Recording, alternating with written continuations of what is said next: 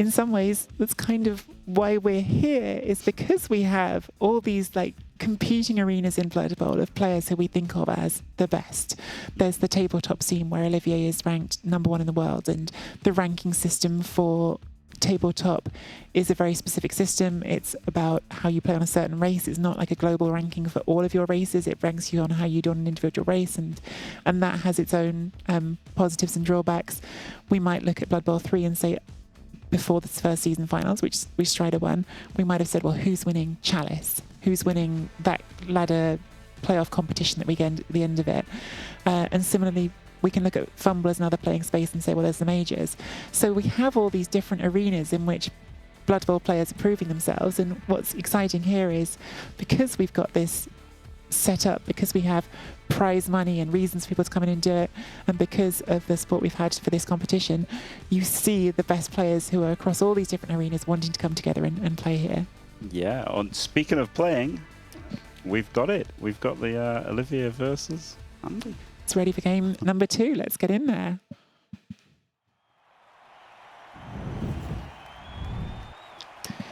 And it looks like this time Olivier is getting the ball first. Yes, I was a little bit confused. I thought that's a strange setup from Andy, but no, it's Olivier has the ball. So I wonder who won.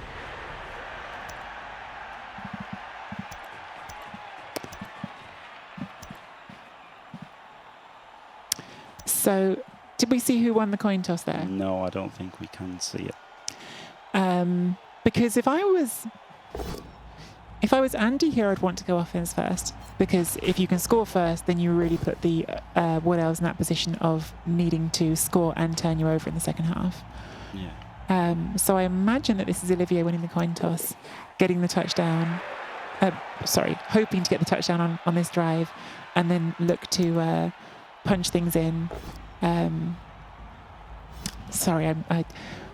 didn't explain that well. Looking to punch it in on turn 8 and then put pressure on Andy's drive from a position of being 1-0 up. Yeah, I think I would have chosen to receive. I mean, first game Olivier chose to kick. Didn't work out well for him. So maybe this time he thought, right, I'll try and receive, and maybe that'll work better. And some instant reward because we have already removed a zombie from the pitch. Yeah. Look at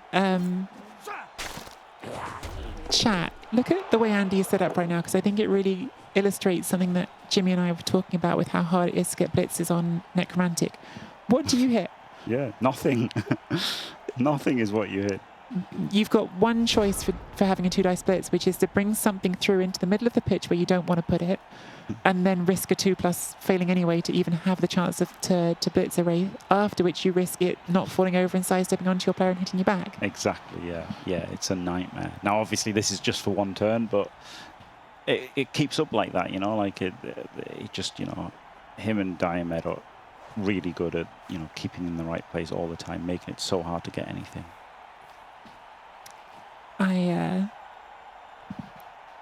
Super curious to see how both players approach this drive. Again, I think we can say confidently that the goal for Olivier is to score on turn 8, but there's a lot of different ways to go for that. It doesn't look like it's attacker, which is the withdrawn offense, people not familiar, where you bring the ball backwards right away as an elf team.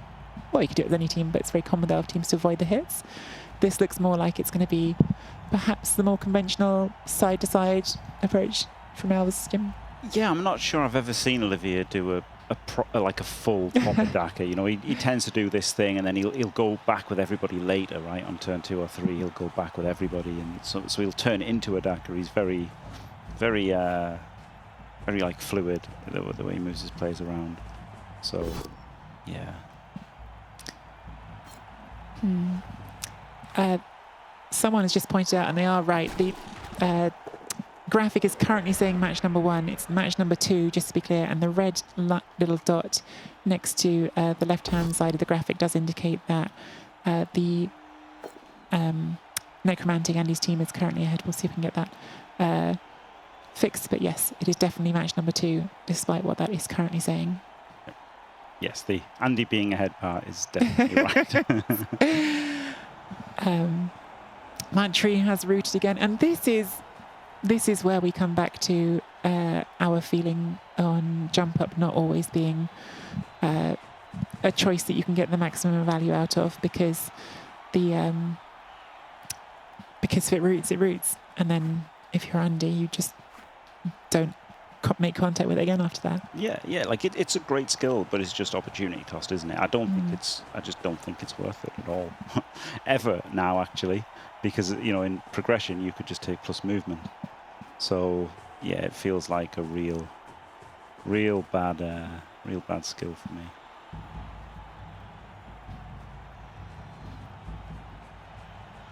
So when I was saying before about moving side to side, I think this is really like classic how to approach an offense with elves, which is you keep switching. Unlike a lot of other races where the priority is to hold the middle of the pitch, with elves you kind of want to see if you can get the defence to follow you to one side, because you tend to have that movement advantage to then go to the other side and swing around them. And that's the thing with the tree, actually, is that often, even when it roots, if you're doing that side to side, you end up getting to use it as a pillar that you can play around, even if it's stuck in one square. Yeah, like it still dominates 9 squares even when it's rooted, doesn't it? Like it's not just the player. It's not just the player itself. It's got its tackle zones as well, so you can always like build around it. But hello, Faimir. Yes, Andy is playing, and he doesn't have a camera looking at him. No, we talked about this. No camera on Andy. It wouldn't have been very fair on him being on camera when his opponent isn't. Yep. He's in the broom closet. Yep. He put him in the broom closet. I don't actually know where he is. He's got a secret room. He goes upstairs and goes to his secret room. But the production team know where he is, hopefully. Yep.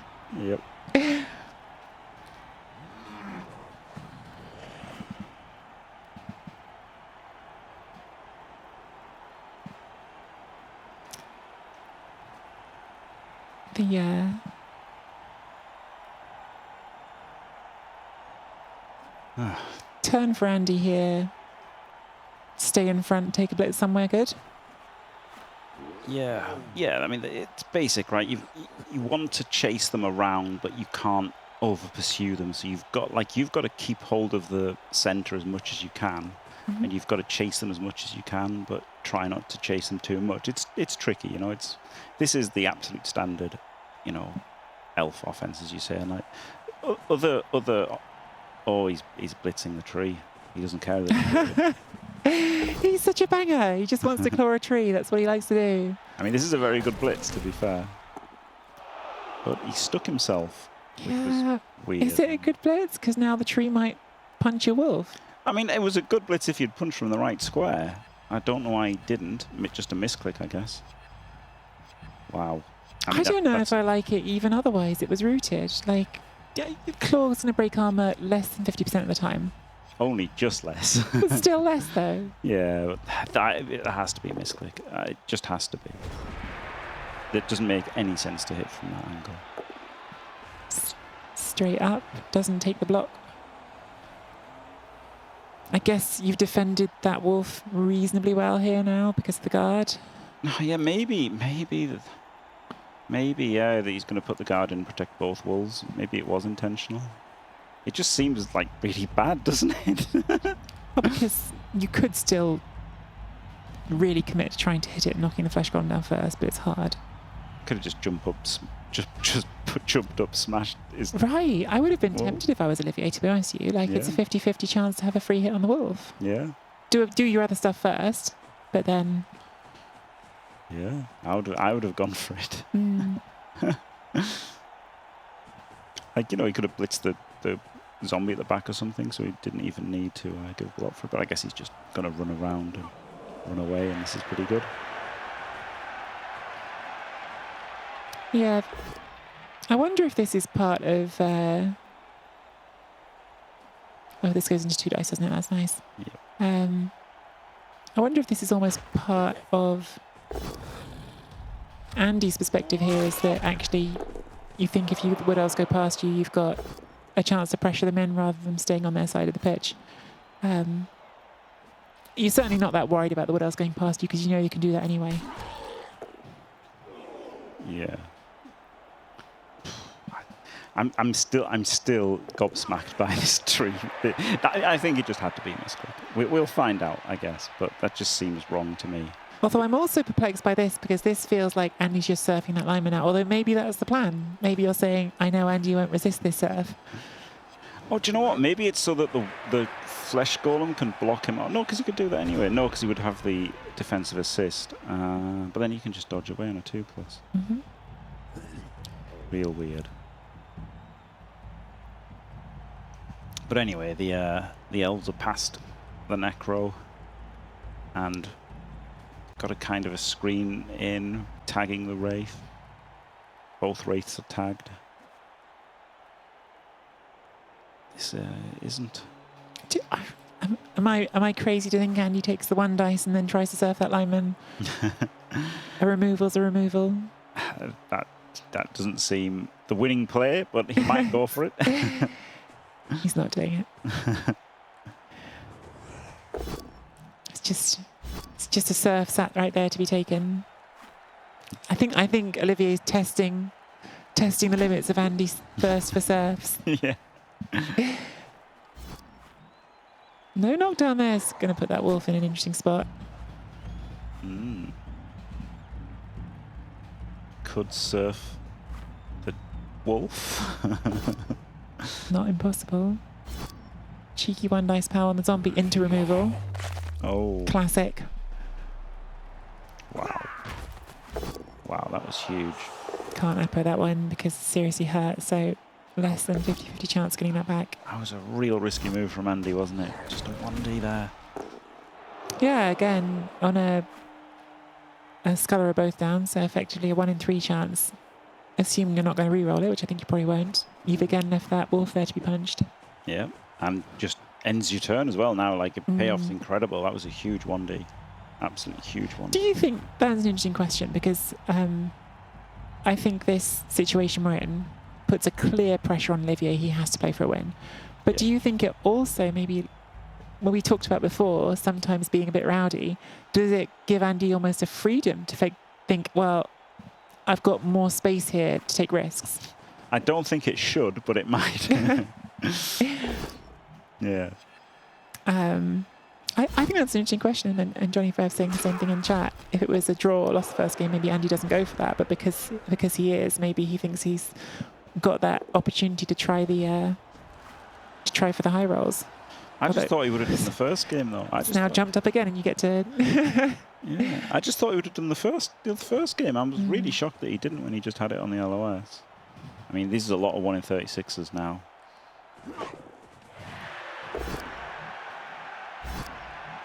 And 1 in 9, in fact, isn't it? I guess he doesn't need to do the 1 in 9.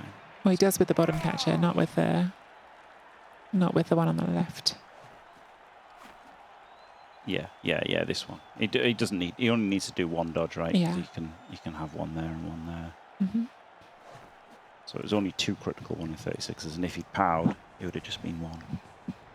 Why not go for the jump up hit on the wolf? I think this time, Collier, I'm actually okay with not doing the jump up, because now Andy has not got enough players just to hit that tree. So now Andy has to think, am I going to go and help that tree, or am I going to do a dodge on it? And so it's making Andy in an uncomfortable spot, that one. The previous time, I think you could have gone for the jump up. This time, I think you've given Andy an awkward enough spot with just standing up. Yeah, you're trading 2 players for 1. Yeah. Which is fine. That was a 3+, which we made and saves. Oh, well, you probably wouldn't have surfed that side step anyway. No, probably not.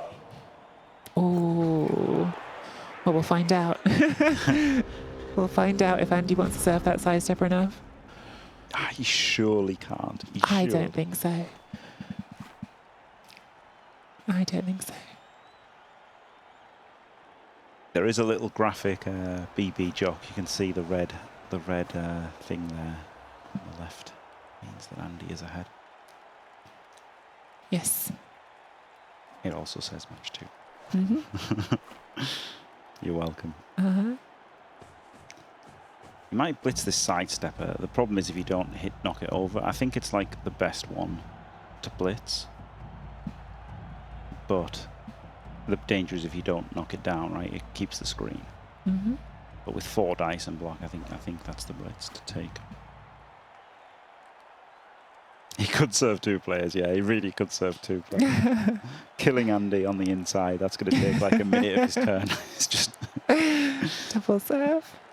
I mean, you don't have enough players to double serve and claw the tree on a 2 dice, which I think might have been his dream scenario. That would have been the ultimate Andy play, yeah. Might have done it on ladder, but...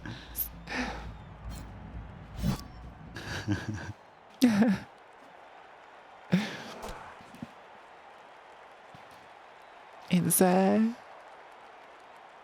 mean, we joke about it, and probably in this situation, I think it's probably overthinking it to consider it as part of the possible things that Olivier is considering. But knowing your opponent, thinking about their tendencies, it's part of Blood Bowl, right? It is, yeah. I think more on Andy's side, right? He knows how Olivier plays. So that's a good thing for Andy to know that about Olivier. Whereas, you know, the surfing meme is just a thing he does for streams and ladder. Yeah. At the end of the day. Well, he has gone for this one, which I don't hate it. We are only on turn 4, and putting Olivier down another player, you're going to make this harder and harder for it to be an 8-turn stall.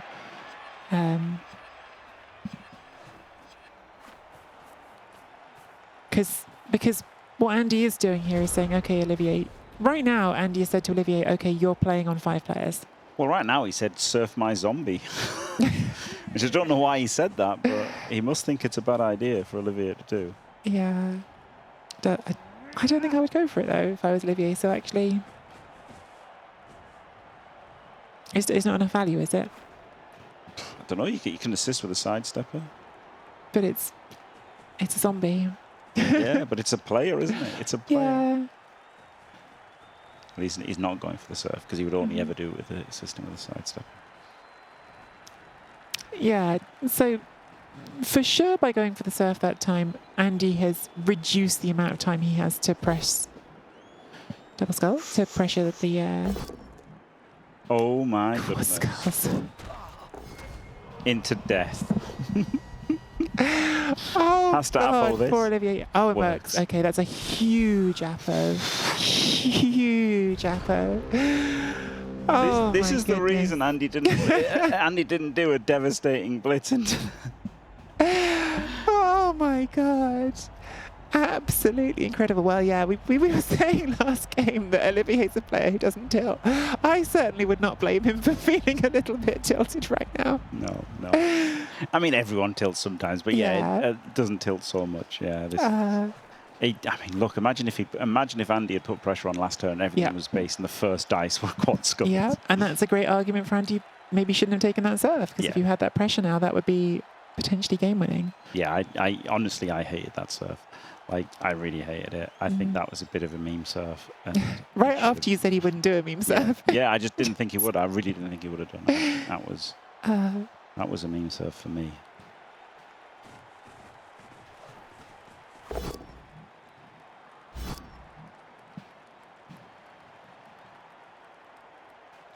Doesn't get him down yet. I mean, it was a bit of danger blitzing the sidestepper, right? If you don't power him on 4 dice, he keeps the screen open. So it would have felt bad to blitz him on 4 dice and not get him down.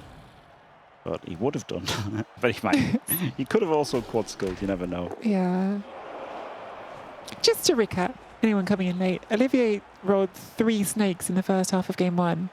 So doing that and then rolling a quad skull at the top of game 2. I don't think Andy's double skulled yet. No, I don't think Andy's really felt anything. So definitely a lot of sympathy for Olivier right now. Yeah. Yeah, this has been pretty brutal. And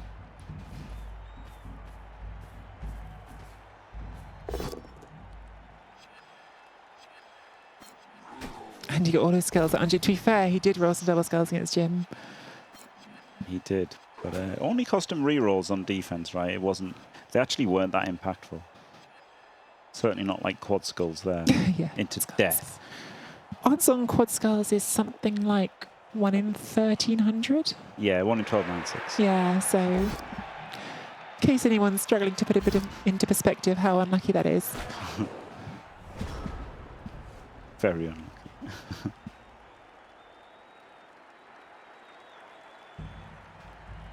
And now he's just got to score, hasn't he? He doesn't have to, but it's a rough stall. You'd come back to the middle. I mean, then I don't know. He could just concede, but yes. I think barring that, he has to score. Well, so here's your optimistic. The most optimistic I can give you for Olivier right now. You score now. Andy might feel some pressure to go for the score. Maybe he overstretches himself and you get a chance to turn over. Yeah. Like, scoring turn 6 is better than scoring turn 7. Yes, I agree with that. Yeah. So this isn't too bad. He's still got the strip ball alive after the Apo. So, you know, he might just get a turnover and go 2-0 in. Mm-hmm. Fluffy Burrito asks, you ever feel guilty when you're like this, or do you just chalk it up to being part of the game? I think if you play a lot of Blood Bowl, you have to just chalk this up to being part of the game. Like sometimes you get given them, sometimes you get them taken away from you. And it's always easier to accept that when you're the one having it given to you rather than taken away. But it's Blood Bowl.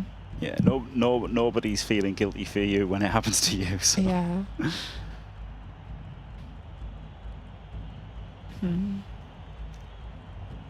If the stripper quad scores into death again, then it's bad. This looks like we're not going in. Well, I think this is bad because this is very bad because also it means that, as I say, right, if unless you stall this out till turn 8, it's worse. Yes.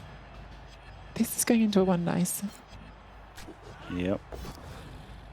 And now we have to do another dodge. Yep. Oh, you cannot stay there. Okay, I thought for a second they'd clicked onto the next thing. And also it's double rush to make a screen, and it's more another dodge to make the thing. So he's not doing the double rush. So we've got one player at the back who's easy to free up. You take the 3 dice with a tree. Yep. But there's at least one corner of this cage that isn't complete unless you do the 3+2+. 3-2, yeah. Yeah. Yeah, 3-2 to complete that. Yeah, that's it. That's probably better with one reroll, to be fair. Yeah, definitely. That's correct, Cauliflower. No one has ever heard me complain about dice. It's not a thing that's ever been heard. Some better dice for Olivier that turn on the dodges. Yep. Yeah, I'm surprised. But we'll see. We'll see if he scores at all now, though, isn't it? That's the thing. He still has to score on turn 7 or turn 8. Will Andy's missing turn from that meme surf costume? Listen, says Sebster, I wasn't here last year when Adam, who was sat in my seat, discovered for the first time about Andy and T, but the horror you would have seen on me hearing about Andy's crimes against T, that's a whole different matter. T is, I've got a T ally here because before we were coming in for this, when we were getting ready, there's a coffee machine ready for us in the green room, and I was thinking, oh, I need a tea, there's no kettle. But it turned out that, Jim, you're just as committed to a pre-game tea as well. Yep, I've taken 50 tea bags with me.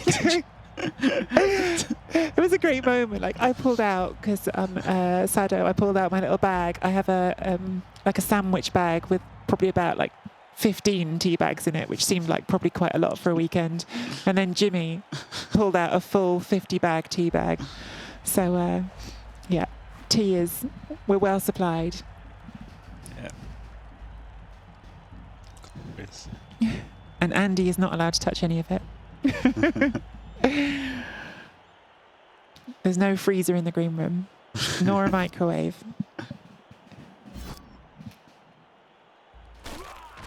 Okay, so he's going to surely jam in the flesh golem in the front. He's got the sidesteppers on the side, so he's got a fleshy in front and back with wraiths on both sides. This is a pretty nice problem he's set Olivier here. Mm-hmm. And brings us back again to your question. Is this actually going to be better than just going in? Yeah.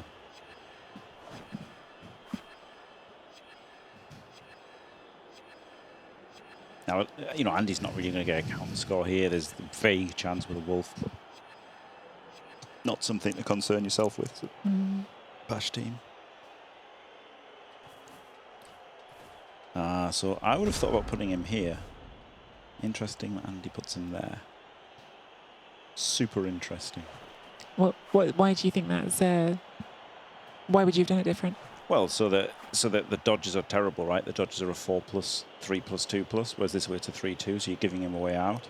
Is putting it next to the guard about denying a block? I don't know, because it's strength 2, so you weren't going to get a block anyway. Yeah. If you're getting 3, you're uphilling on 3 dice anyway. So maybe it's denying a dodge out to hit this wraith somehow. This is really rough. This is reminding me a bit of, there was a point in the game against JLF though where Olivier was out of rerolls and just had to do like I think it was like a 4+ handoff, 4+ dodge type thing, and they can work. It's not even that crazy when you look at it with the rerolls built in. No, this might just be a 3+, 4+ handoff and then 3-3-2 away. That's the easy solve, isn't it?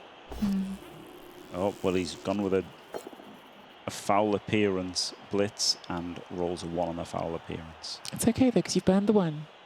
Yeah. It's gone now. Now he's rolled another foul appearance block. And this is on frenzy. This is going into another 1 dice.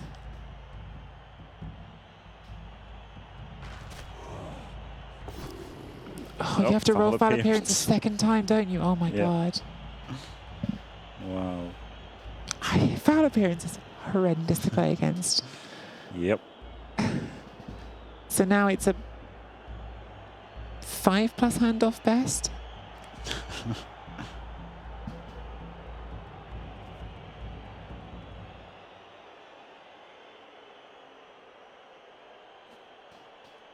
I mean, he's still got the dodge to this 4+ handoff, right? It's a 4+ dodge there now. So yeah, 4, do the 5. Just roll the 5. I think that's... Is that better? I don't know. I feel like it's worse, but it depends, you know, what he's going to do with it afterwards. Is he going to try and stall again? See, now I think you have to score, right? Ooh. Oh my goodness. Last reroll getting in.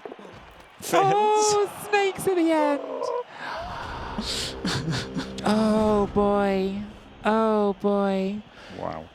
On the one hand, that is another snake for Olivier. On the other hand, that was a lot of dice. A hell of a lot of dice. Yeah. That was the problem with his stall, right? Like, yeah, okay, he was able to stall, but like, look what a horrible, horrendous situation he was put in by Andy. Yeah. And he rolled nearly all of the dice to get out of it, but not all of them. And there's 2 sides to that, right? We're saying the stall had its downsides, but also Andy has applied the squeeze really effectively. But I mean, that's why I didn't like the stall, right? Because Andy is going to apply the squeeze really well. Different, you know, versus a lot of players where, you know, maybe you can get away with that stall, but I know that you can't get away with that stall versus Andy, so it's a tough one. Wolf can score, yeah. This is potentially series ending if Andy flips this into 1-0. It can. I don't think he'll be bothered by it. He might try the 3D first. And then try to, you know, he wants to deal with his sidestepper first. And then he might go for this guy because 1, 2, 3, 4, 5, 6, 7, 8 rush handoff like is really good. It is really, really good. You did miss a trip by Crossmeagle if you didn't see it, because there was one. Yep.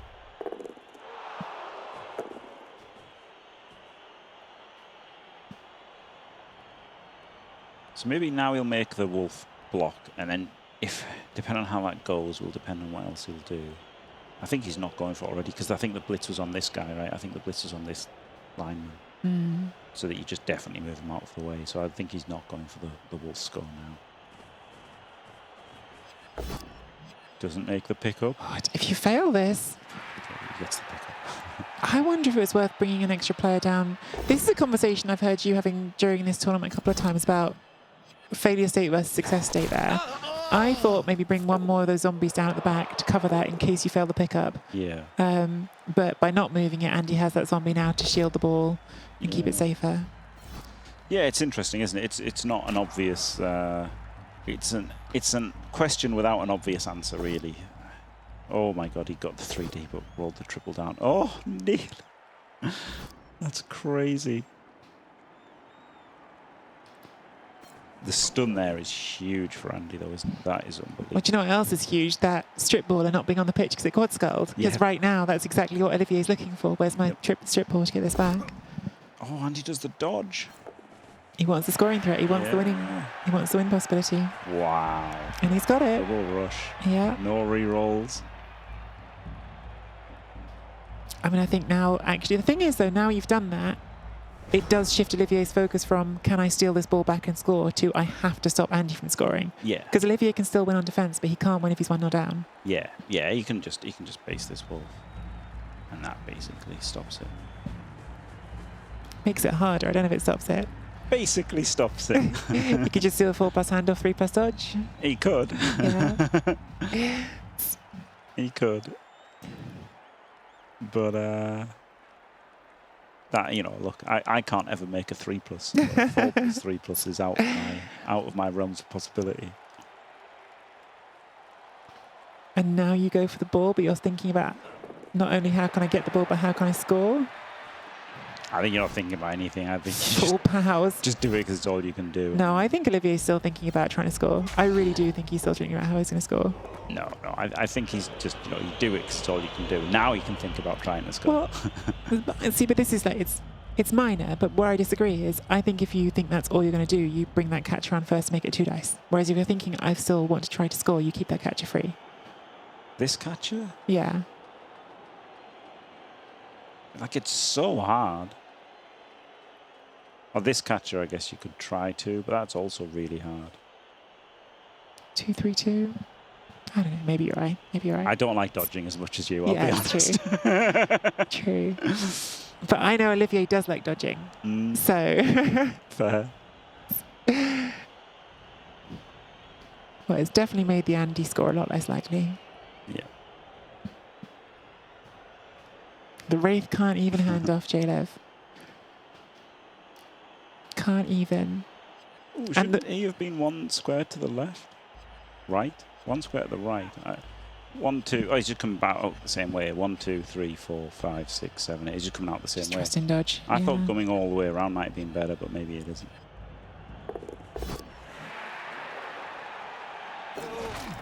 Not only can Wraiths not pick the ball up, Flesh Golems can't pass. Yes, I found that out.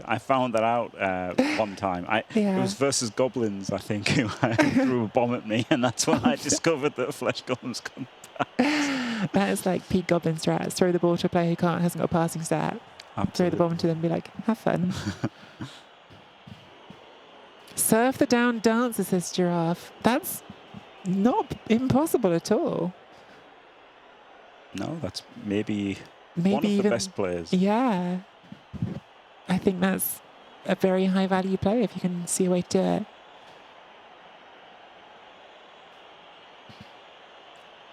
The nice thing for Andy now is Olivier's turns are all gone, so you can't. This turn can't end with Olivier in front. Yeah. You really do want to try and get the ball with this wolf, but it is really hard. So maybe surfing the dancer is the best play. Well, the ghouls moved as well, which was probably your best chance of doing it. Yeah. Or surf the catcher, okay. Wow. Well, I'm going to say that was a mistake. I know he's got no re-rolls, so he wants to make sure of this with 3 dice. But it's so much better surfing the dancer, isn't it? The dancer's a lot of value. Yeah, I really like that. So you could have blitzed from here, pushed the dancer to there, and then put another player here, and then surf the dancer with another player there. So Andy rolls his first double skulls. on the last block of the half, completely irrelevant. Yes. Completely irrelevant. You'll never guess what happened to the 1 KO roll for the Wood Elves, Jim. Yes. And Andy's worked, even though it didn't matter because he's got 12 players. I think, is that 2 out of... Is it 2 successes and 10 fails? Something like that, yeah. And 2 out of 2 successes for Andy. Horrific. Yeah. horrific for the Wood Elves. 9 is enough to defend. It's not impossible, but it's just super unlucky. Yeah. Yep, this is definitely strong favourite now, Andy. I mean, I thought he was a strong favourite before the series started, honestly. But, you know, he disagreed. He thought the Wood Elf matchup wasn't so good for Necro, but I don't know. I really fancied him in this one. Yes, Cosmigal, for Olivier, defending and just for draw is not enough. Needs to win. The thing with Wood Elves is a successful defence can often mean scoring. So unlike another team where turning over doesn't necessarily lead to scoring, Wood Elves, well, it doesn't necessarily, but it's got a much better chance to.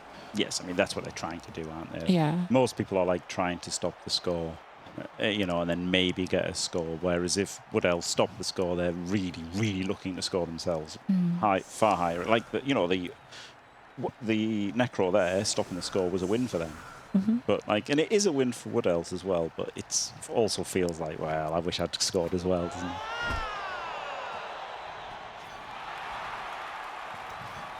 Greasy cleats. Oh, it got that.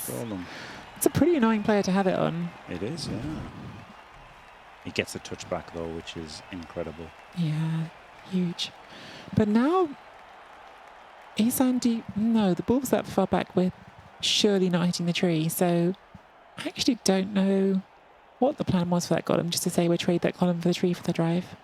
Yeah, well, just to get the hits from the wraiths, right? Yeah. But it's certainly interesting. So the ball comes forward. I wasn't sure if the ball was coming forward or staying back. I think I definitely wanted it to come forward because stay back, and if the Elves force that turnover, it's right next to your end zone. Yeah, well, what's interesting is he's put the flesh golem on this side and the zombie on this side, right? So he's asymmetrical to this side, which is the side with the stripper on. So surely you would have set up, you know, the other way, and then you could have brought the ball over the other side, the stronger side, away from strip ball. I don't want to make my cage on the strip ball side, because the strip ball dancer is far more dangerous than the frenzy dancer. Yeah. It's so interesting because, you know, the thing to say is, oh, it's going to be like aggressive, but this is being discussed in chat as well, Papa just saying it, but Olivier was always going to be aggressive. Like, the fact that it's this situation, it's kind of his natural wheelhouse. Yes, yeah. And that doesn't matter, you know, like, again, I don't want to keep going on about the game that I lost to Andy, but, you know, it's not natural. Did you lose to Andy, Jim? Did you? Didn't hear about that. At least it took me 3 games to lose. Hey, this is not over. Don't make me summon Eliod, and this is not over. It's 8 turns of still, I think, quite tense bloodbowl to be played here, unless Andy bangs it in before 8 turns. Yeah. And that's a good point, right? Andy could just bang it in. So, like, Olivier does have to defend properly a little bit. You know, he can't just go crazy for the ball, because if Andy gets past and bangs it in, then he can't lose. Yeah, Famer, Jimmy did play Andy. It's really weird how it slipped under all of our radars. Something that we didn't notice. Yeah, and that, I was out of my comfort zone. You know, I had made the conscious decision to get riskier and riskier as it went on. But even at my riskiest, I still wasn't as risky as Olivier's normal. Yeah. So he's definitely got that going for him for sure. KO there for Andy is definitely meaningful. Every removal is going to count right now. So down to 8 is significant. JD Whitey, I think if you're saying when you last saw Olivier was in a good position, then what happened was War Dancer quad skull and removed itself. Technically killed itself, but the Apo at least brought it back for the second half, the strip ball piece, and then a risky stall got punished. Yep. He did snake in the end zone, but you know there was a whole bunch of dice before that. Yeah. Dance was dead, they got better. Exactly. Which, honestly, I'd like one of these apothecaries that saves players from death. That never happens. Oh, so he doesn't stand firm. And it didn't root, so I assume we're following. Yeah, interesting.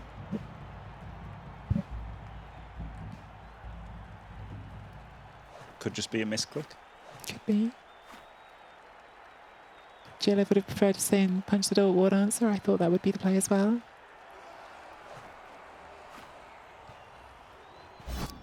It wasn't the... No, it was the tree. I saw the blitz icon above Dansman is completely bamboozled. And he doesn't follow. That's interesting on both sides, isn't it? Yeah. Is Andy trying to get the tree to follow because then it's exposed to the claw more than where it is right now? Yeah, maybe. Yeah. Knowing Andy, he's a greedy banger. Yeah, I think that's what he was trying to get a tree hit. Yeah, that's what it was. This is what surprised me at the start of the first game is I have played this matchup against Andy a few times. Pretty sure he's always kicked my bum because he's very good at it. But I think every single time he's been going after the tree aggressively with the claws, like every single time. So when he didn't do it at the start of the first one here, I was like, oh, what's this? Yeah, I was surprised as well.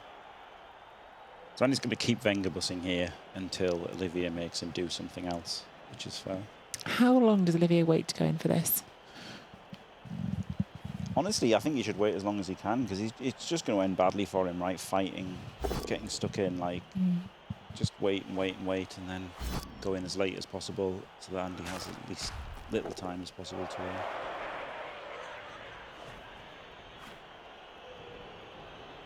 He did get a removal, so it's 8 elves or 7 elves plus a tree play, 10 necromantic right now. Yeah.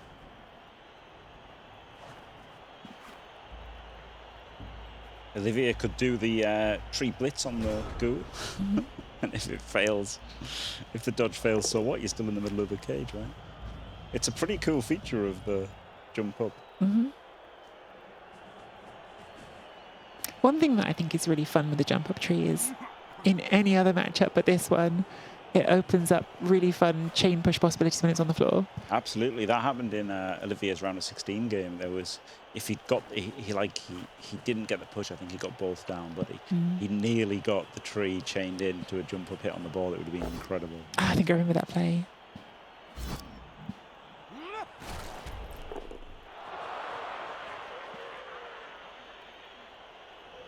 It'd be fun to hear what your favourite plays of the whole tournament have been, but I guess there's been so many that you've covered 158 games before today, and we're now 2 games into, so congratulations on crossing the 160, Jim. Probably quite a lot to even remember things. True, yeah, they've all blurred together a little bit now. Yeah. Oh, Andrew did a really good one where he wasn't in range of scoring, and he put in most of his team to chain his blitzers forward 2 squares. And then obviously failed to pick up with the handoff or whatever. But that was a really cool move by Andrew. Yeah. Well, I wish I could remember them better.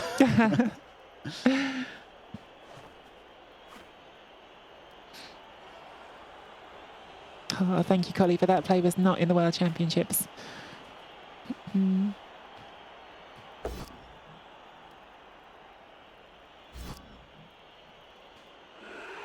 Yeah, Andy surfing the Crocs and Saurus. I mean, it was... another removal. It was very flashy, but literally as soon as Breaky T stood up the Crocs, I was like, no, what are you doing? It's going to get served. And so's your Saurus. But it is one of those. It was a good spot. It was a good spot by Andy still. But there was some... It's probably up there. Yeah, it's probably up there, to be fair. So now we're at 7 elves, and this starts to feel... critical elf. It starts to feel desperate. It does, yeah. It's only turn 3, but the problem is the sooner he goes in with everybody, the sooner he just gets smashed even more, doesn't he? So it's... And Andy, again, has no pressure at all to move forward from here. So he's built this bunker, and if he's still there on turn 16, he's absolutely fine. Yep. Yeah. He has no impetus to push forward whatsoever. The back of the cage is weak, and that's where the stripper is. So he could go this turn actually. 1, 2, 3, 4, 5, 6, 7, 8, 9. Is it? 1, yeah. 2, 3, 4, 5, 6. Weak feels relative here. It's you have to get in there, do the 4+ leap, and then the uphill hit. But yeah, compared to what you're going to get, it might be about as good as it's going to be. Yeah, weak compared to every other square, right? Yeah. But there's going to be for the rest of the game, probably. Yeah. Tree rooted.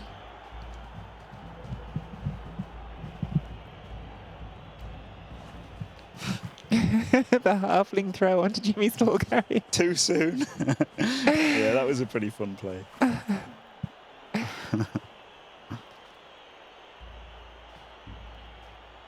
All we need, Jim, is once we're done, you go through all 158 casts and cut us together like a highlight super reel. Yeah, I wish I thought of that before. I could have done that one by one. That could have been a great thing. Yeah. Yeah, if you had like someone clipping all the way through next time. Next time. Yeah. Tree rooted now, push. Honestly, Blood Curse, I don't think Andy needs to push. I think Andy is kind of at this point doing exactly what he needs to do. He's chipping the elves, he's removing them quicker than they're removing the necromantic, which you'd expect. And as long as that remains the case, he's not going to be under pressure to go anywhere because he's winning the series 1-0. Yeah. The only danger is like he's in his own half. Like if he can move up, he will move up. But it's not the tree that's stopping him moving up. It's the people who are screening him, right? So like he still wants to be hitting those. And if he gets a path through, I'm sure he'll take it just because it's much better to be turned over in your opponent's half than in your own half. Like this catcher, right, is just ready to instantly score. Yeah. And at least, make them make another dice roll. Strip ball comes back instead of staying out there, which the thing with where it was is it was a bit at risk at some point of getting punched. One dice here, big pow. I mean, this is how desperate it is for Olivier. It's awful, isn't it? A blockless, foul appearance, 1D blitz. And then we follow? Is that just because you're trying to draw out the frenzy, make it go somewhere? Yeah, just make things tricky for Andy, isn't it? I'm sure Andy's just going to blitz it with the Wraith. The Wraith. Maybe you were hoping the Wraith's going to break armor, because of course you don't know that before you follow. Yeah. You're just trying anything you can, aren't you? That's it. It's just grim. It's absolutely grim.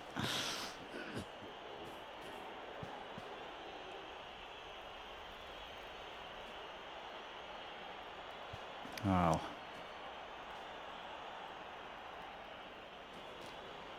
It's tense because this is the end of someone's tournament potentially if Olivier goes out. Yep. But it doesn't feel that tense because I just keep looking every turn and going, I don't know what you're supposed to do. Like, perhaps we will see a dramatic play that breaks this open, but I just feel like Andy's really got this where he wants it right now. Yeah. Well, that isn't what he wanted. No, not the knockdown there, but has more goes at it here. Can take the flesh golem here. Oh, he can punch into the tree because it can't not stand firm. Oh yeah, rooted. Oh yes, you're dead right. Will Andy spot that? Wait, no, there's an open square here. Oh, okay, can't do that at all. Errata. Errata. Ball moves one square. High octane blood bowl here. Yeah, hit with flesh golem instead. And you can push the guard back in front if you want. Yes. Yeah, it's a lovely fleshy hit. Just, blockless was the only bad thing.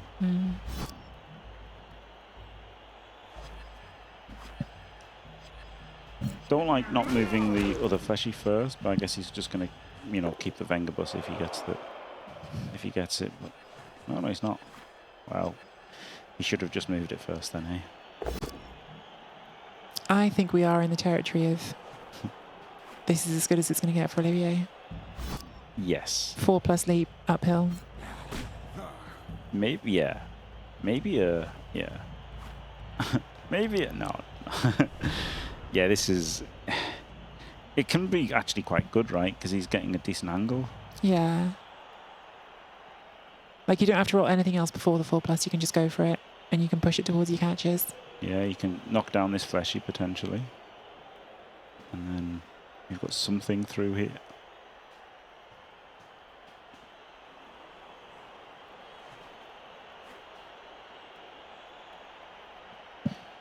He's having a think. He's having a think, Olivier. It's still a little bit early, but yeah, it's almost like he has to go for it now with 3 KOs. Plus that Kaz.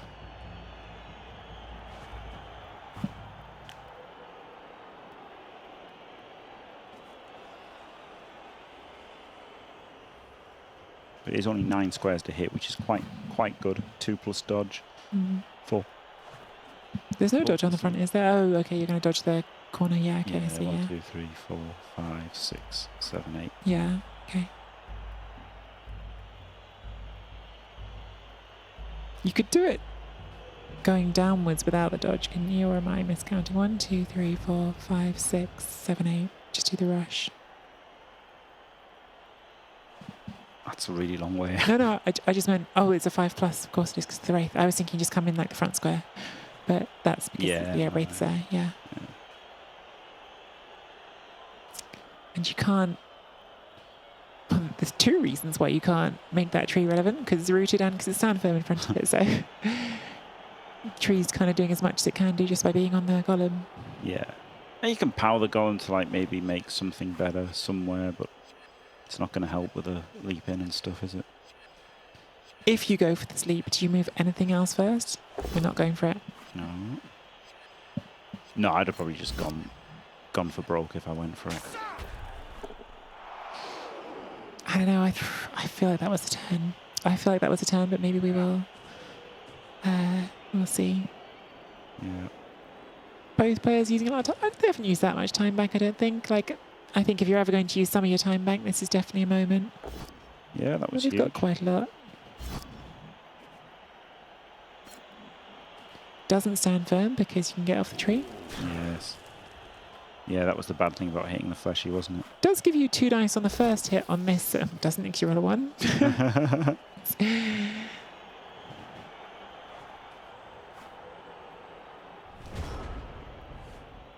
I wonder if Andy will go for the... Try to move. Try to go through. Move. Probably not. It's probably just a little too far. Maybe just get a little bit away from the tree. Maybe not.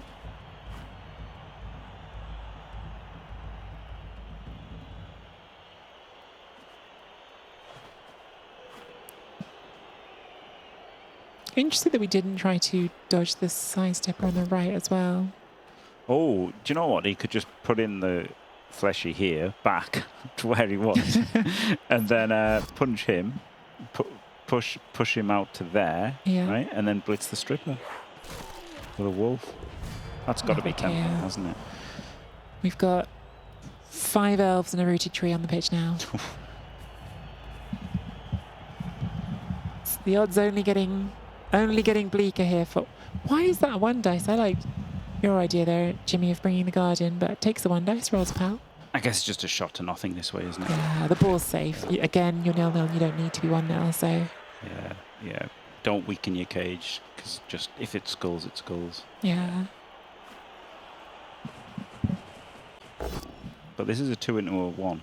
Yeah, this is a bit more spicy. But again, he's just thinking he's got a safe cage, I guess. It's not a power because of the dodge. Yeah, and I feel like I'm being very repetitive, but Olivier can go for this again, but it's worse than last turn. Yeah. Oh, is it, I guess? Yeah, no, it is. It's worse than last turn. Because you can get a 4+ in, but it's from the side that will push to the sideline, which doesn't do anything for you. Yeah. Otherwise, you've got to do a dodge first and then the 4+. Yeah, you've probably got a 3 to it. Yeah.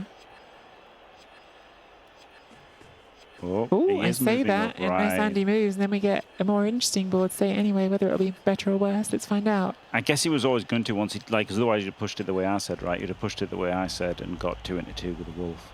So once he pushed out that way, I guess that it did indicate that he wanted to push forward.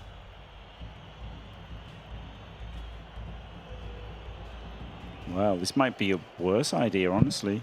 I just don't think Andy needed to move here, but no, he's doing it now. Can't undo it now. That golem's already gone. Yeah, oh yeah. The ship has sailed now. Yeah.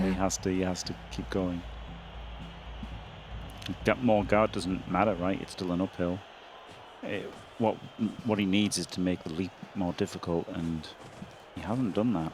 There's something to stress here that we're probably going to want to keep stressing through the weekend, and it's always going to be true. We're sat here without the pressure in the studio, like the amount of mental tension, like for Andy right now, knowing he's in a good spot, knowing this is his chance to be in the semi-finals. We talk about the cash prize, which is amazing, and it's certainly part of it, but no question in my mind that Andy right now is much more focused on just that I like winning than he is on that cash prize. The cash prize comes afterwards. He just likes winning. And I think the that side of things, playing with your mind and making you question decisions is definitely real. But now we come in from the left, right, and Or the front. or the front. Okay, Yeah, I prefer coming in for the left. Yeah. makes leap, and we have the strip ball. So here it is. I guess he doesn't want to get surfed afterwards. But, Oh yeah, fair. oh, well, he's following anyway. Scatter goes everywhere. And it's like he hit from the left anyway. Oh my goodness, 'Cause this that's is where now it comes very from. on. This is Wow. now very, very on for the Wood Elves. 3+, 3+, and then you can finish the dodging, hand off to the catcher. Yep. Holy cow, what a scatter. Unbelievable. Unbelievable. You wish that tree wasn't rooted, but Yes. first world problems, because this is a situation you didn't necessarily think you'd get. I think Wow. you just dodge it, right? Because the leap is a 4+. Yeah, 3-2 is way better. Yeah. And you've got like another dodge. Actually, no, maybe you do leap. Yeah, maybe you do, because you've got 2 re-rolls, right? So just leap, and then it's 1, 2, 3, 4, 5, 6, 7. So it saves you the rush as well. But you have to do a 4 though, rather than just 3. Oh my goodness, it's all happening. It's all Oh, yeah, happening. it's a 4, yeah, sorry. Oh, he's got catch. Oh There we my go. goodness Into the corner. gracious. Thank you very much. Holy cow. And this is for everything that has gone right for Andy over the course of 29 turns of Blood Bowl. This is why people like Wood Elves as well, and why Andy fears the Wood Elves, because Wood Elves can do this. They can. That was pretty impressive. But Yeah. funnily enough, it came from Andy moving forward, didn't it? After it looked I better don't think he needed to. No. I don't think he needed to, and I think he'll kick himself when he looks back on that. Maybe we're wrong. Maybe there's something else Andy's considering, but I think he didn't need to move forward there. No. Wow. That Now, is obviously, Olivier is a huge favourite now to win this game. Oh, maybe he'll put in a reroll. I think you do now. Yeah, you've only got 3 turns left. Wow. I mean, Andy can pressure this, right? He can get himself a 2-turn probably. And maybe get a 2-turn. Yeah. Like that's best case for him is he gets a 2-turn back. Yeah. Incredible. Listen, I love Andy, and also this is good for the drama, right? This is more exciting, right? Like now we've got a series on. But yeah, definitely like a frustrating moment. If you're Andy, you're incredibly frustrated that that's happened. Honestly, the thing that would annoy me the most about that is that Strider came in from the front instead of the left. If he'd come in from the left, then it had gone that way. But the fact that it went so crazy, The scatters were absolutely wild, like absolutely crazy. Wow, that was unbelievable scatter. Mm. He pows the dancer. Or takes the push because he wants to surf him. Did someone say Strider? Did one of us say Strider? I'm sorry if I said Strider. I definitely meant Olivier Dulac. And just say it again.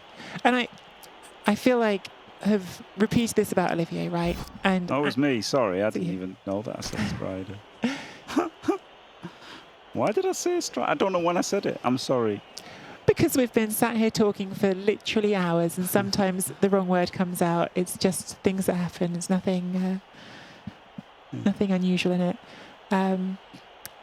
Strider. Oh, I tried to say stripper. A stripper, okay. Tilt surf. No, this isn't a tilt surf. Like, Andy is still looking at this and thinking you're going to have a 2-turn drive potentially to score and draw the game, win the series. So removing that player still has value. As long as you're putting pressure on it as well, which I think he's doing, although it's not amazing pressure. No. I can see an extra turn stall here. He's blitzing this dance to the right, isn't he? Oh, okay, as a Yeah, blitz. blitz Yeah, the yeah, dance. okay, yeah.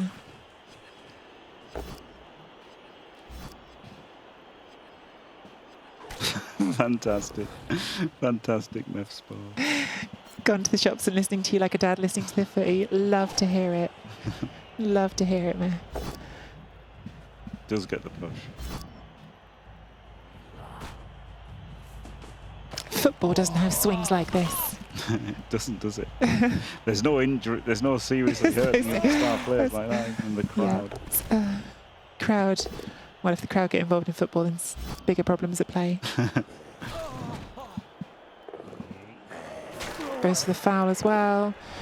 Andy is thinking about the 2-turn here. He is thinking about the 2-turn, and that casualty on the war dancer is big. And actually, if the KOs stay out again, which poor Olivier must be thinking, oh my God. 4 out of 4. It's just the worst KO rolls I've ever seen. Yes, I think that's fair to say over 2 games. This is the worst I've ever seen as well. That is ridiculous. Ridiculous. Look, Olivier's just had some luck. We're not going to sit here and say he hasn't had some luck just now either. But J-Lev's keeping track for us. So War Dancers have actually made both of their KO rolls, but every other elf is 0 out of 12. Incredible. Absolutely incredible. So very real chance now that Andy wins anyway, even after that turnover. Yeah, the 2-turn is a little bit harsh, right? With, you know, they're not the easiest turn to do it with. No, they've got 3 players that can handle the ball, so. But they are playing against a team of 5. Yeah. But like just literally having a 3+ and 3+ again is already hard, right? With even with 2 rerolls, he's definitely going after 3-3 at least. Kick could be massive here, 100%. Yeah. Shallow kick makes this a lot easier. A deep kick means you might have to throw a pass. Yeah. Yeah, a deep kick is horrific. Just purely like, you know, it's going to make it like a 3-4-3 or whatever, which is... Timeout incoming. Well, timeout can only lengthen the game in these rules. So I think the old Riot could have shortened the game from here. I can't remember the old Riot anymore, the old rule set. Yeah, it could. It definitely robbed you of 2-turn chances before. Yeah. Which was terrible. So yeah, Riot here is great for Andy, actually. Well, not Riot. Timeout in new money. Pitch invasion, wolves in the goal stand. You could have the other one, the officious ref, punches the goal. So there's a lot of things that can happen. Maybe that's why Andy's just moving that werewolf back to have the extra. Yeah. Only one can score. But you kind of want 2 scoring threats. It's a short kick. That's great for Andy. Yep. And a timeout. Wow. We called it, I guess. We called it. So now it's very hard to see Andy not winning from here. I feel like we've gone back and forth on that, but I mean, this is now... You'd need to 1 in 9 more than once. I tell you what I don't like that Andy's done, though. He's just got this Wraith on the LOS blocking, right? You want that out in front. You know, if you're 5 squares in, you're 8 squares away, so you want Wraiths out in front. And he's just got at least one of them blocking on the LOS. Don't like his Wraith placement at all. There's no need to worry about the LOS here at all. Really weird that he's done that.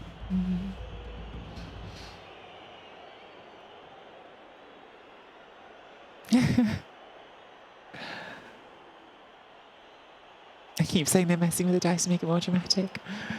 Don't need to. This is just Blood Bowl. And this is why we love Blood Bowl, and it's why we hate Blood Bowl, and it's why we keep coming back, waiting for it to be our turn to get the lucky dice. That's the Blood Bowl magic and horror all wrapped up in one. Yep.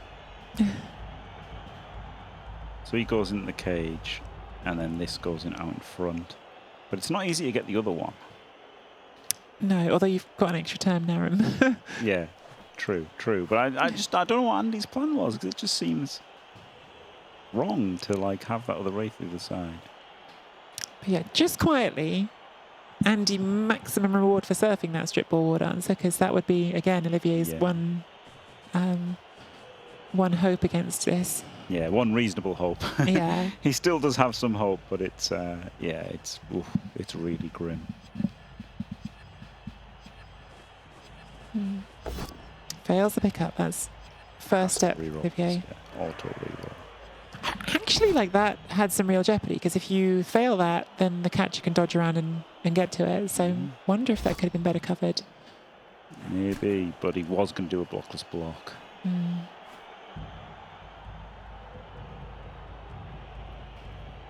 mean, now it looks great that he's got the timeout. Yeah, the timeout's amazing, isn't it? It's just so different. Yeah, it's unbelievable. Already by now you would have had to roll more dice because right now nothing's in range.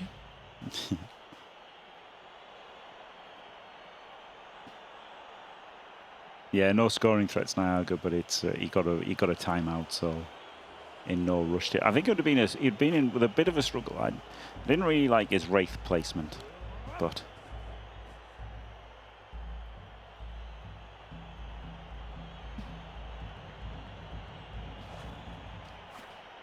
What do you do here? What do you do? I mean, I move the wolf next turn and accept my inevitable victory. Oh no, I mean if you're Olivier. I mean Olivier, what do you do? Oh, are we chain pushing? We're chain pushing the tree. We're chain pushing the tree. We're chain pushing the tree, and with one more push, we can have a tree on the ball. Oh my goodness! Oh my goodness! Incredible! I'm literally clapping right now. Holy cow! I'm chain pushing the tree onto the ball. That's what I'm doing. Oh, nice.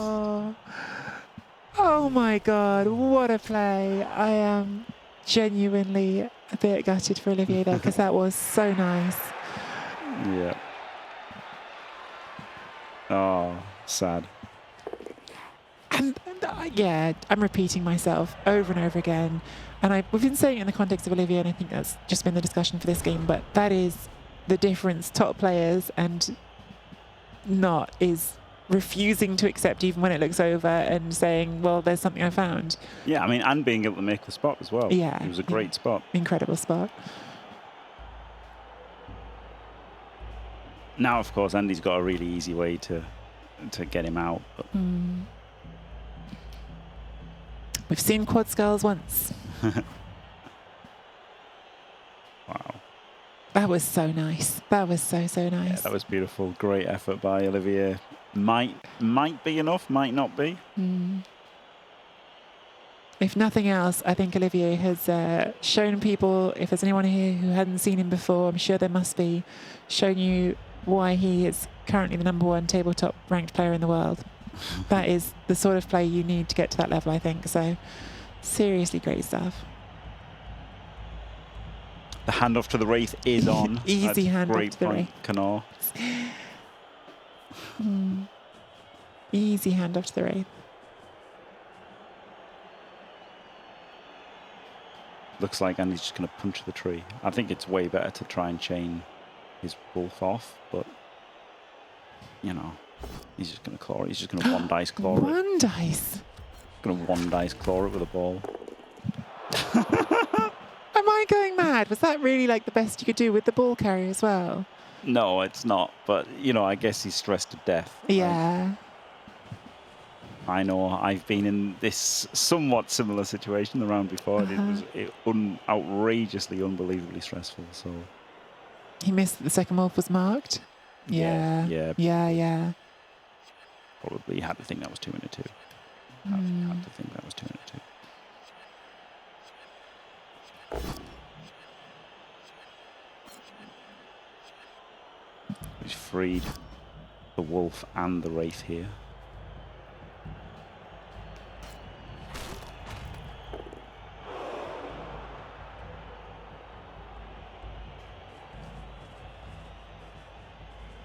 That's giving you a block here. We've got side steps. We're going to stay on the ball for whatever that's worth.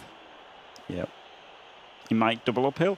Like it's not crazy, right? It's like what else have you got? Yeah, it's 1 in 9. Like if he had it on a blodge ghoul, it wouldn't be worth doing really. I mean, you'd still do it obviously because you've got no choice. But 1 in 9 is a decent chance. Oh, the problem is he's got 2 guards. Oh no, he can sidestep. So he's got a sidestep left, right? Yes. Can't sidestep. Although they can still just bring down the other guard. Ah, yeah, true. Well, doesn't matter where he goes. Yeah. Oh, triple up dice is horrible. Well, in that case, he probably should have gone up. So, no, it doesn't matter. No, if he'd gone up and then uphilled the Wraith. Then he could have uphilled that Wraith. I don't know, there's still so few players for Olivier.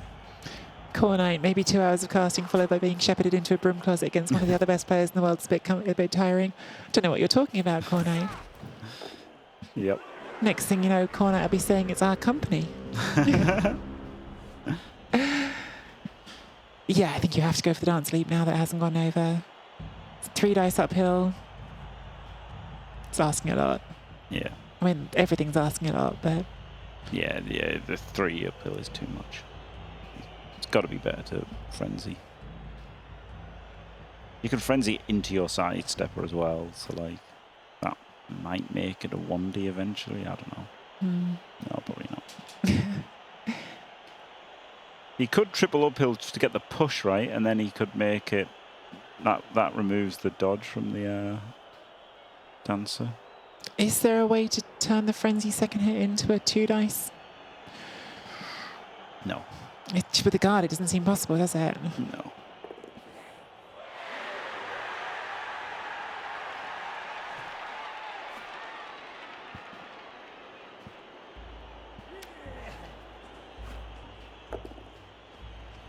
Tree gets up. Oh, meant to burn the 1, but he burned the 5 by mistake.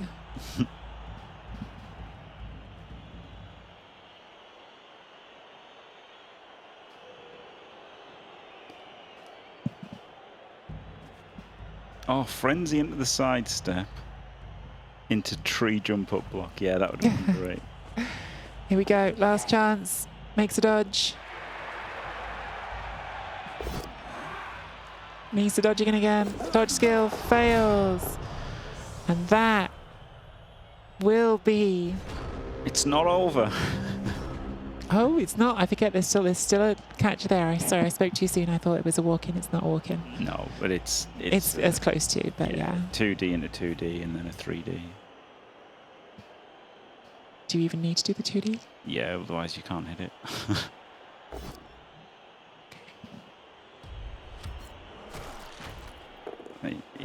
Okay, he did it a slightly different way, but yeah, I guess this way it's 1 less 2D, which is better, right? 1 less chance of dub sculling.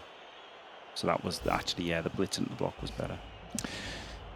Knell has summoned one more way this isn't over. Another timeout. Yes, true. True. It could be a timeout the other way. But even then, oh, wait. Now the KO's come back. He actually made some KO rolls. And now on the 100th attempt, every KO roll succeeds.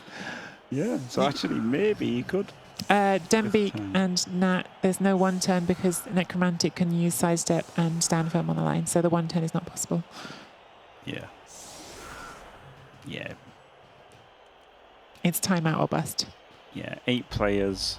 He's got 2 sidestep and a frenzy, but... Even that's flipping hard. Even a 2 turn isn't easy now with no rerolls, but yeah. Thank you, Jayla, for the comprehensive stat. Port answers 3 out of 3, every other 4 to 17. It was 0 out of 12 until that last one. This is maybe possible with a quick snap. I feel like there's a chance with a quick snap, and obviously a timeout. Yeah.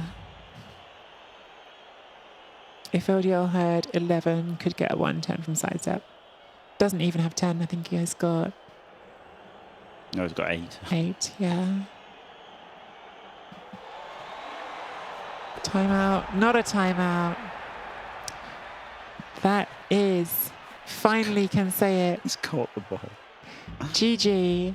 Wow. Congratulations to Andy, who is through to the semi-finals of the World Championship. And for the record, has played really, really well all through this tournament and in this game. But I do want to give a shout out, commiserations to Olivier for playing right to the end of that game and finding answers again and again that gave him a chance. I thought that was a real, like, impressive show of mental resilience to keep looking for those answers and finding them, as well as the smartness to see that chain push with the tree and things like that. So a great game of Blood Bowl. I think that is like the perfect advert for the level we're talking about in this series and the quality we're talking about, Jim. Absolutely, yeah, incredible. Obviously, Olivier was on the ropes through most of the match, but he kept digging things out. It was through most of the series, through 2 long games, was on the ropes for almost all of them. And then suddenly, for a moment there, looked like he was going to force game 3. Yeah, really thought. But now it's going to be Diomed versus Andy, isn't it? A necro mirror in the semi-final. That's what we talked about. We said it's either going to be a repeat for Olivier into more necromantic, or we get 2 of the absolute top-tier necromantic coaches going head-to-head, and that's what we've got, Diomed against Andy. And I get the impression you're looking forward to this one, Jim. I am, yeah. I mean, I give the edge to Andy because he's got the 2 wolves. I think the 2 wolf build is just better than the 2 ghoul build. And it's funny that, it comes to this after seeing it through the whole tournament, talking about the builds, and now they are going to face each other. Have you seen this matchup in Super League before? They obviously both play in Super League. They both play necromantic in Super League. I don't know if that's something that we've seen in Super League. I can't summon it, but maybe you can. I'm pretty sure they didn't play each other, but in the playoffs they both lost to Seabros with Dark Elves, funnily enough. But Diomed did go with this kind of build in Super League to practice for the World Cup, whereas Andy went with the normal two wolf build. What's the keys to that mirror going to be? What are the things that you're looking for in that mirror match? I wish I knew. I mean, I get. Well, actually, I did play Andy in some tournament. Probably the Super League, a necromantic mirror, and basically, I got the shot at the ball, and I got the ball off Andy. But when I did so, I had 7 players, and he had 11. So I do feel like winning the fight is going to be the most important thing there. At the end of the day, like, yeah, you can mess around with the ball and stuff, and you know what I mean. Like, you might get something done, but at the end of the day, if you've got 7 players, you're not going to win, are you? So I think it is actually going to be a lot of banging. Yeah, and that makes it sound like it's just about, who can roll some big numbers and send players off the pitch. It's not really that at all, is it, Jim? It's about the positioning. It's about maximising your blocks, using your guard more effectively, and finding those opportunities to get the good hits. Absolutely, yeah. Limiting your opponent's hits, all that kind of stuff. There's loads to it. Protecting the ball, protecting your best players. There's a lot into it, but it might not be as flashy as, rolling some dice to hit the ball. Yeah, it's going to be a very different experience to watching Olivier Dulac on Wood Elves. I think for those of you who like that fast-paced style, perhaps it's like a little bit of a loss now that we don't have that in the tournament, but we've still got Strider on Wood Elves. We've got Strider, in fact, coming up next on the show for you guys. We've got Strider's game against Wentros on Dark Elves. So the other end of the spectrum, 2 elf teams, the last 2 elf teams now left in the competition. So we're going to have all these different play styles. That's, again, what's so much fun about these World Championships.